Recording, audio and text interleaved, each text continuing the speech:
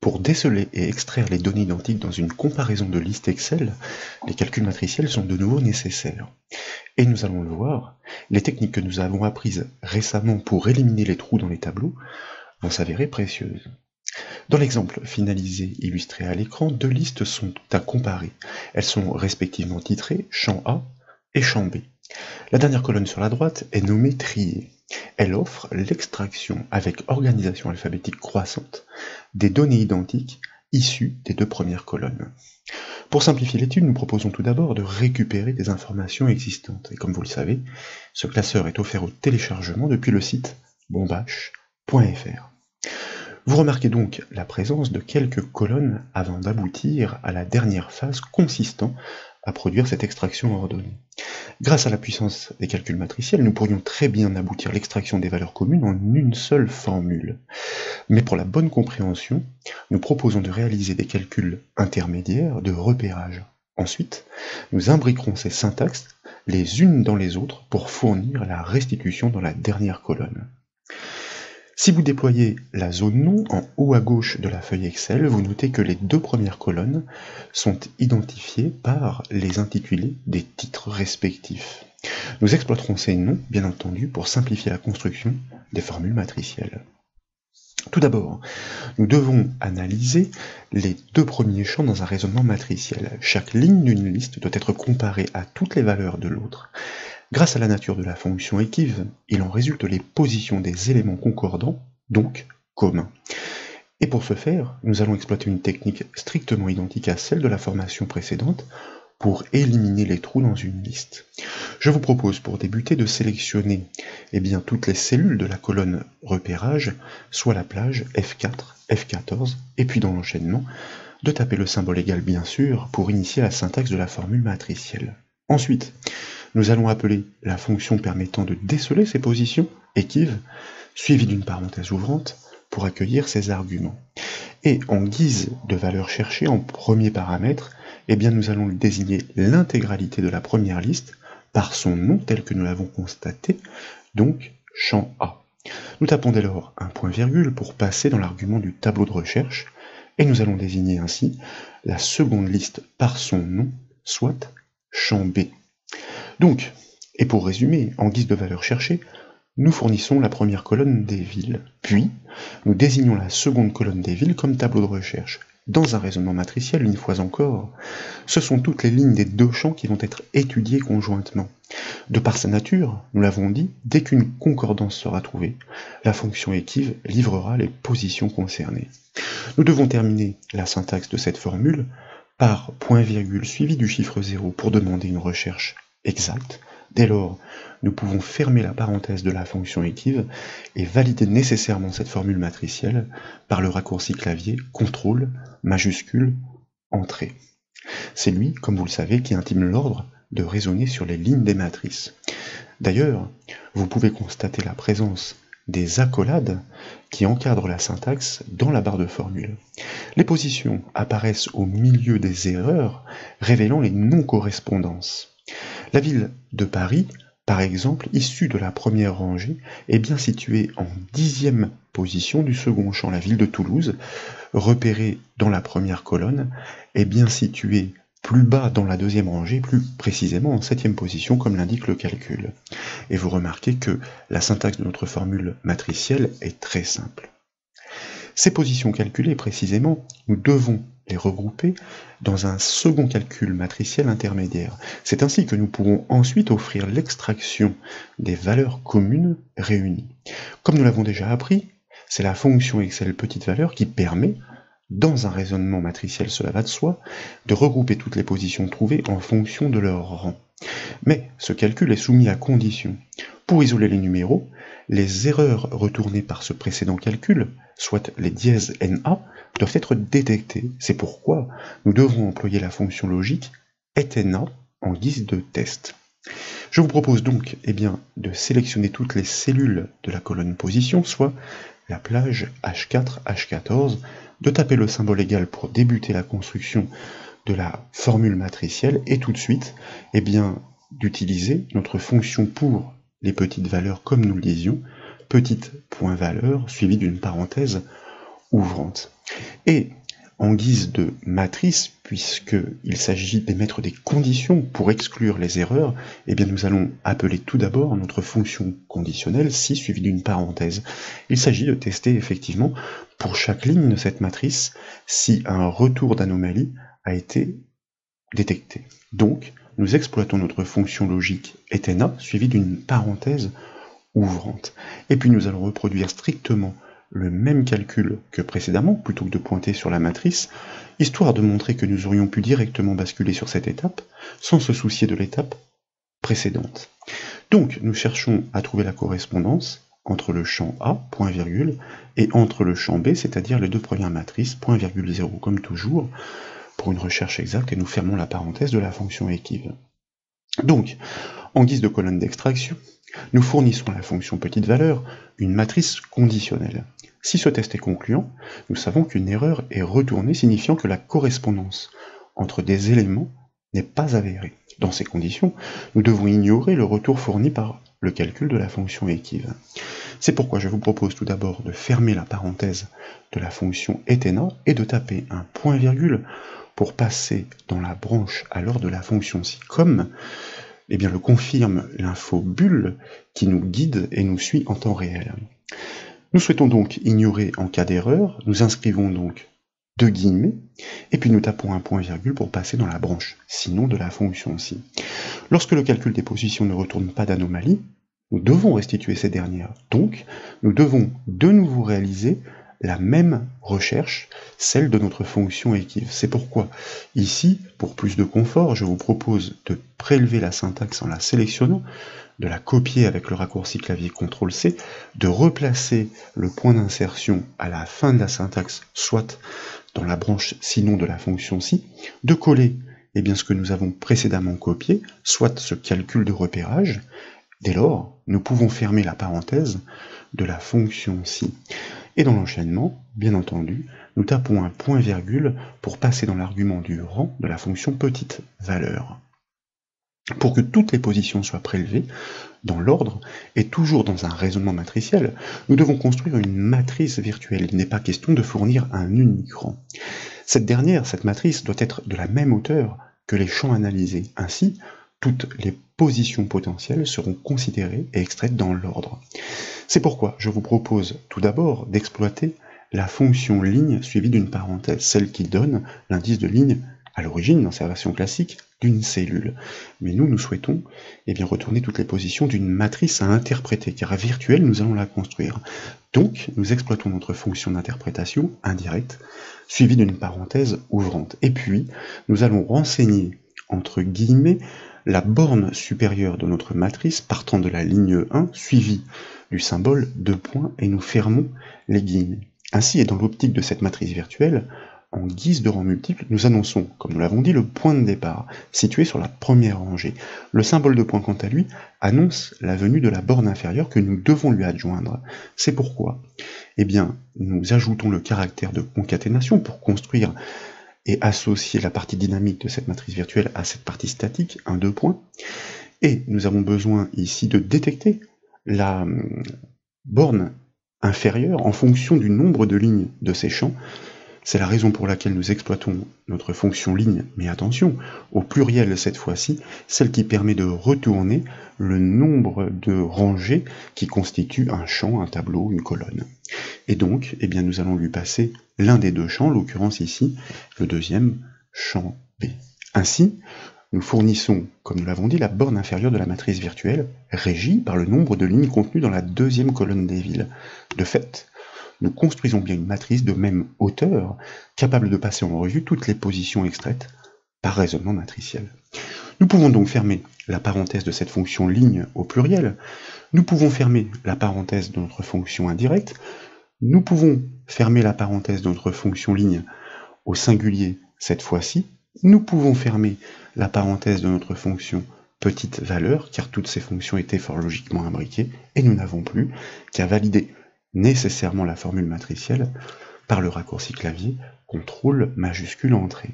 Et comme vous le constatez, toutes les positions trouvées sont extraites. Mais de plus, elles sont réunies et triées par ordre croissant, exactement ce que nous voulions donc. La syntaxe de cette formule matricielle est certes plus complexe que la précédente, mais le jeu en valait la chandelle. Les numéros donc que nous venons de regrouper donnent les positions des villes identiques à extraire. Ce précédent calcul doit donc être intégré dans la fonction d'extraction index. Elle doit réaliser sa recherche dans la deuxième colonne nommée champ B pour restituer toutes les données situées aux positions trouvées. Je vous propose donc tout d'abord de prélever la syntaxe de ce précédent calcul directement depuis la barre de formule, de la copier par le raccourci clavier CTRL-C. Surtout de bien penser à revalider par le raccourci clavier CTRL Maj Entrée afin de ne pas endommager cette formule matricielle. Et puis, nous allons sélectionner cette fois toutes les cellules de la troisième colonne, soit la plage J4, J14. Bien sûr, et comme toujours, nous tapons le symbole égal pour débuter la construction de notre calcul matriciel. Et nous allons tout de suite exploiter notre fonction de gestion des anomalies si erreur suivie d'une parenthèse ouvrante. En effet, nous devons neutraliser les erreurs retournées dièse nombre en bout de course par la précédente formule du fait qu'il n'y avait plus de position identifiée. Ensuite, dans ce premier argument de cette fonction si erreur, nous allons tester le calcul d'extraction. S'il fonctionne, un résultat sera retourné. Sinon, l'anomalie sera neutralisée. Donc, nous inscrivons notre fonction d'extraction, index suivi d'une parenthèse ouvrante, et nous désignons le champ à partir duquel nous souhaitons produire cette extraction, soit champ B. De fait, nous pouvons taper un point-virgule pour passer dans l'argument des indices de ligne, ceux que nous avons précédemment trouvés. C'est pourquoi ici je vous invite à coller cette syntaxe. J'aurais dû ne pas intégrer le symbole égal, vous voyez, ça saute aux yeux forcément, puisque le symbole égal doit seulement se situer, sauf pour les critères, en début de syntaxe. Donc, l'anomalie, la petite erreur est corrigée, ce n'était pas bien grave. Donc c'est en effet ce calcul qui repère toutes les positions en ligne des villes communes à extraire, que nous passons bien en deuxième argument de la fonction index, pour laquelle nous pouvons désormais fermer la parenthèse. La recherche est en effet réalisée sur une unique colonne définie par son nom, champ B, passé en premier paramètre de la fonction index. De fait, il n'est pas nécessaire de lui indiquer l'indice de colonne pour procéder à l'extraction. La fonction index pointera implicitement et naturellement sur cette unique rangée. La formule n'est pas terminée, je vous rappelle que nous sommes de retour dans les bornes de la fonction si erreur, comme l'indique l'infobulle qui nous guide encore une fois en temps réel. Nous sommes dans le calcul d'extraction que nous sommes en train de tenter. Nous tapons donc un point-virgule pour passer dans le second argument de la fonction si erreur et nous inscrivons deux guillemets pour conserver les résultats vierges en cas d'anomalie détectée. Nous n'avons plus qu'à fermer la parenthèse de la fonction si erreur et comme toujours, à valider nécessairement la formule matricielle par le raccourci clavier CTRL Maj Entrée.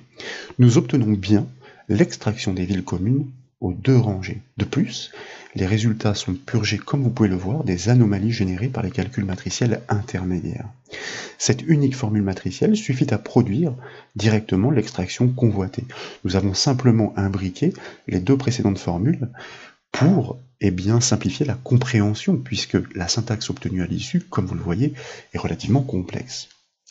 Pour terminer, nous souhaitons classer ces résultats textuels d'extraction par ordre alphabétique croissant. Pour cela, nous suggérons de répliquer une technique que nous avons démontrée dans une formation précédente.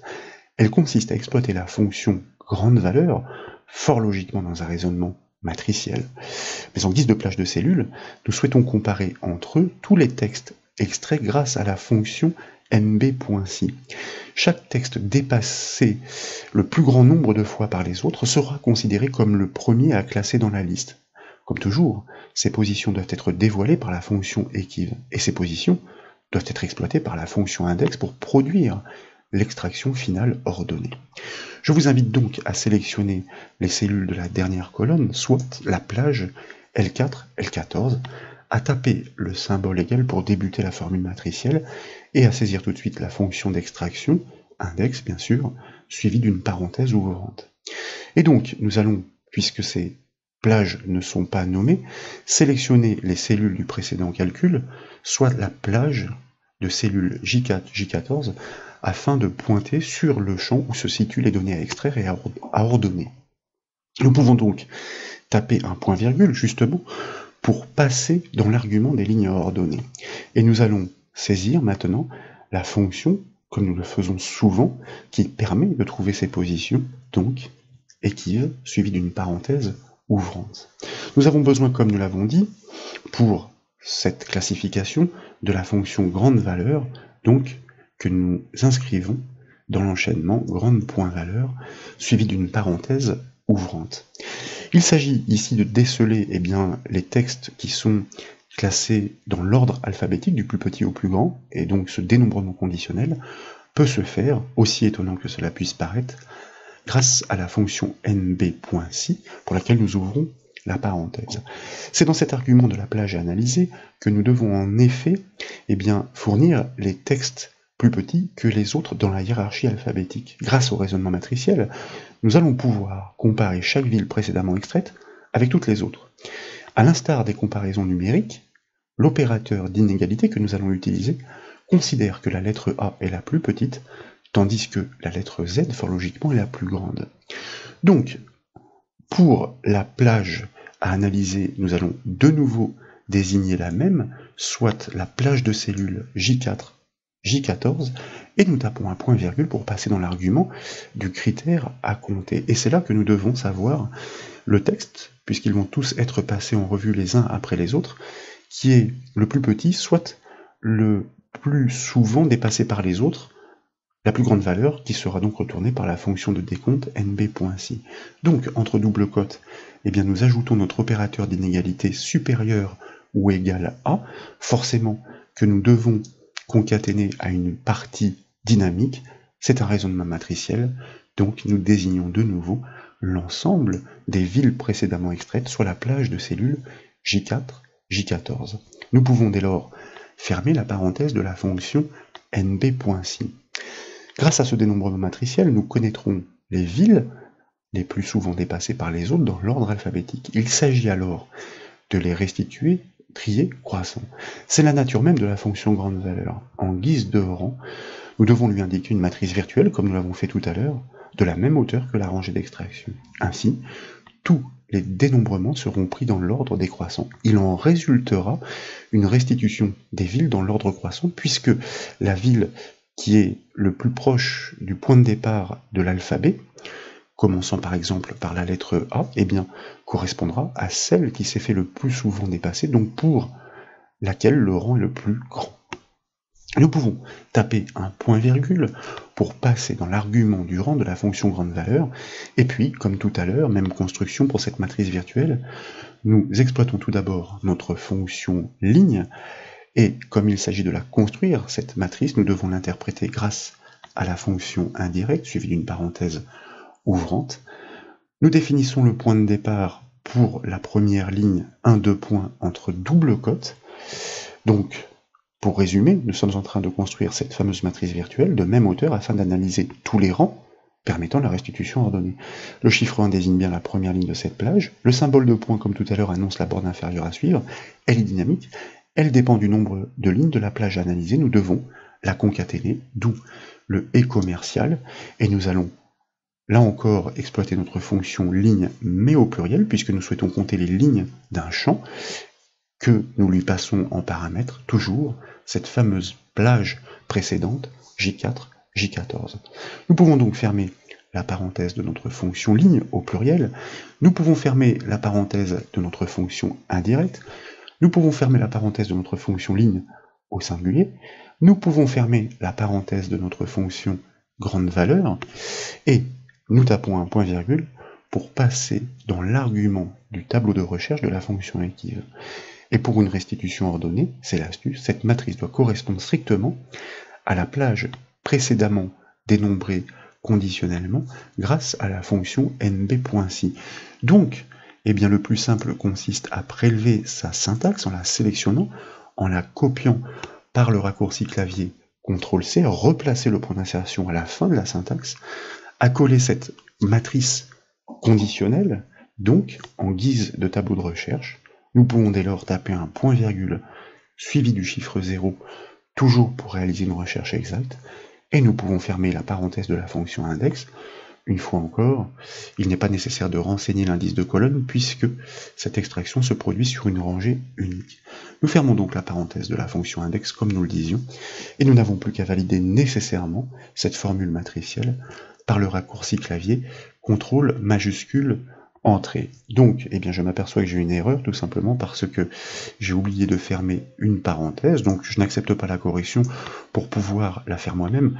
Vous voyez, j'ai bien fermé la parenthèse de la fonction équive, et je n'ai pas fermé la parenthèse de la fonction index, ça saute aux yeux, donc CTRL majuscule Entrée, disais-je.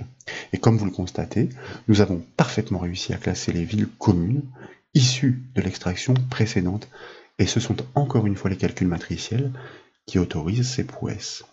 Voilà donc pour ces démonstrations, j'espère qu'elles vous ont plu. Si c'est le cas, comme toujours, je compte sur vous pour mettre un petit j'aime à la vidéo, et comme vous le savez, vous pouvez retrouver toutes les autres formations sur le site bombache.fr. Je vous remercie.